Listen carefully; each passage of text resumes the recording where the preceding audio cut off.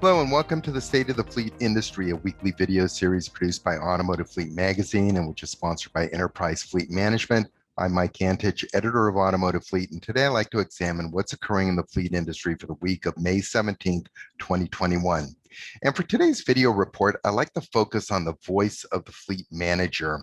What are they saying about the state of today's market? And I'd like to start off the presentation by reading to you what one fleet manager told me. And it's, quote, "Fleet management has always been a challenge, but this year, and I mean 2021, has been the most challenging ever. I've lost more sleep this year looking for and upfitting vans and trucks than ever before. I'm having orders canceled on me, upfits delayed for 3 months. There's delays in drive-away, registration renewals, new plating, etc. I love the fleet industry, but this is not fun." And I talked to a lot of fleet managers during the course of a month, and this isn't unique. In fact, universally, the number one issue facing fleet managers today is vehicle availability. And here's what another fleet manager told me. It goes, quote, "Product availability is an absolute disaster right now, and it's having a definite negative impact on our business. And this negative impact will change some supplier relationships long after this supply issue is resolved." And the OEMs are in a tough spot. They have limited inventory, and all of their major customers are asking that their orders be prioritized, and it just isn't feasible. Some OEMs are at single-digit supply of vehicles, which means that they have less than 10 days of vehicle inventory at dealerships. And in normal times, if an OEM had 30 to 60 days inventory at a dealership, it'd be considered ideal or normal. But under 10 days, a dealer is either selling vehicles in transit, which they are, or the moment the vehicle hits the dealership lot. And this is a key reason why dealers are having such a profitable year, is because their floor planning costs are negligible. And God forbid, if one of your vehicles is totaled in an accident, it's extremely difficult to buy units out of stock from dealers. But if you're lucky to find a unit that a dealer is actually willing to sell, be prepared to pay a premium. But another consequence to vehicle availability constraints is that many fleets, in fact, most fleets, are being forced to extend the service lives of their vehicles. And this is a widespread phenomenon that's occurring throughout the industry. So take a look at this chart, which is being displayed on the screen now. The reality is that the top 5 models, regardless of vehicle segment, whether we're talking about cars, trucks, vans, or SUVs, these top 5 models control the majority of market share for each vehicle segment. So with this in mind, here's what another fleet manager told me about these vehicle availability constraints. So he said, quote, "We're all in the same position. We are all vying for these same vehicles, and we all agree that buying vehicles out of stock is a very costly option, that we need to find alternative options." So in the past, you might put a driver in a short-term rental, but have you seen the price of rental vehicles lately? For the fleet manager that I just quoted, the one alternative option that he's considering is switching employees waiting for replacement vehicles to a reimbursement program where they're temporarily driving their personal vehicles. And it's a tough time to be a fleet manager. And there is a growing feeling among fleet managers that these vehicle availability constraints will actually get worse before they get better. And I got to admit, I'm in that camp myself. So for example, today, some OEMs can't even provide production dates for vehicles that have already been ordered by their customers. And if you need a cargo van, well, let's borrow a phrase from the military, which says, "Hurry up and wait." Even when ordering early, the lead times for cargo vans are incredibly long. And the best advice that can be given to fleet managers is that when the order banks do open for 2022 models, don't delay.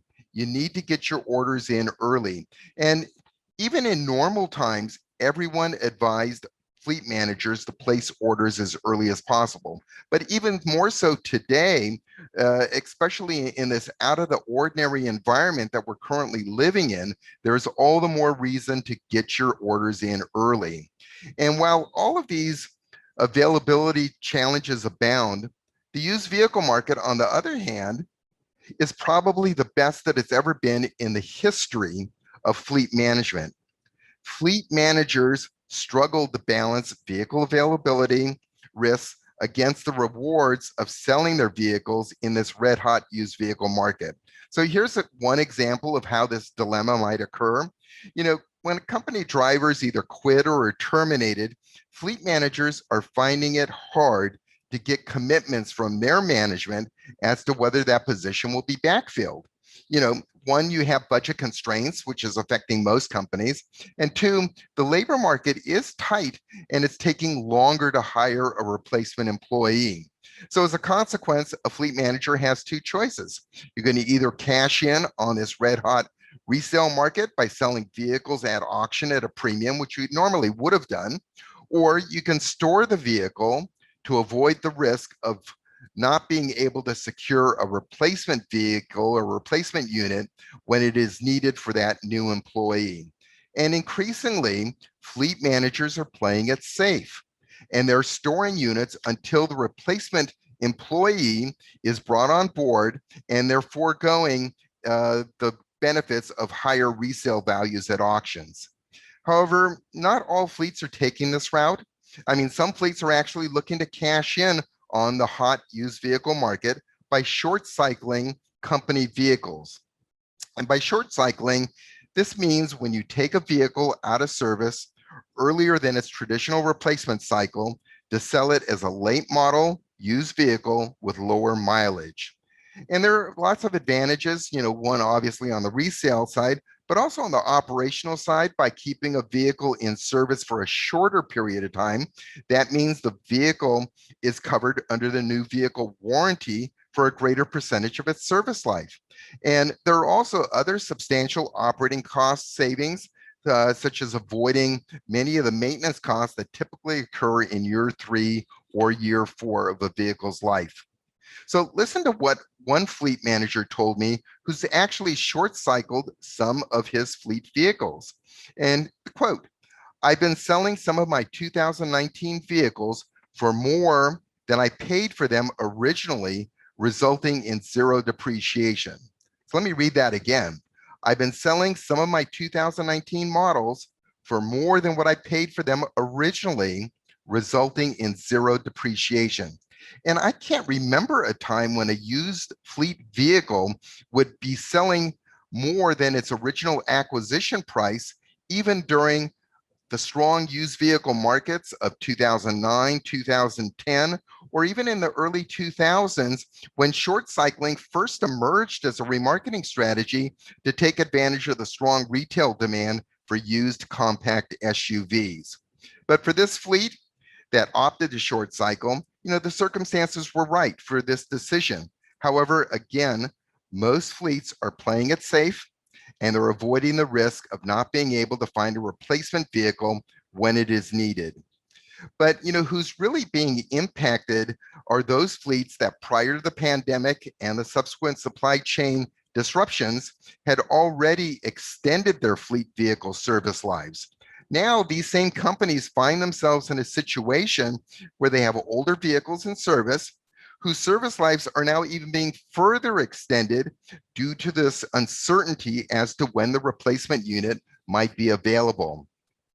And the consequence is that we're seeing an uptick in unscheduled maintenance expenses for these older, higher mileage vehicles. And this is going on industry-wide. We just recently completed a maintenance survey on this area, which brings that to bear. And you'll see that in our July magazine.